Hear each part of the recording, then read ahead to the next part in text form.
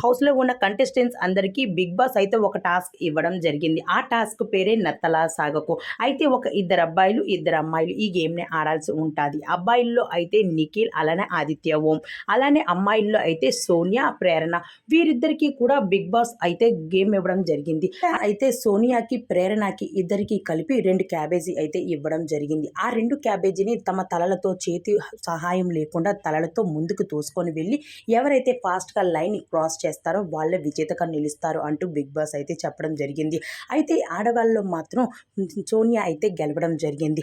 అయితే అబ్బాయిల్లో ఆదిత్య ఓం అలానే నిఖిల్ ఇద్దరు కూడా తమ తలలతో చేయి సహాయం లేకుండా తలలతో తోసుకొని వెళ్ళి అక్కడ లైన్ క్రాస్ చేసి నిఖిల్ అయితే విజేతగా నిలబడి ఉన్నాడు.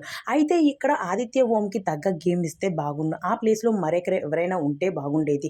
అయితే నిఖిల్ మాత్రం తన ఫిజికల్ టాస్క్ ఎలా ఆడతాడో మనం ప్రత్యేకంగా చెప్పుకోనవసరం లేదు. అయితే నిఖిల్ ఫిజికల్ టాస్క్ అయినా ఏ టాస్క్ అయినా మంచిగా ఆడేస్తాడు. అయితే నిఖిల్‌కి తగ్గ గేమ్ ఇచ్చినా బాగుండేది. ఇది వేరే కంటెస్టెంట్ అయితే ఇంకా బాగుండేది అంటూ చెప్పుకొచ్చేసి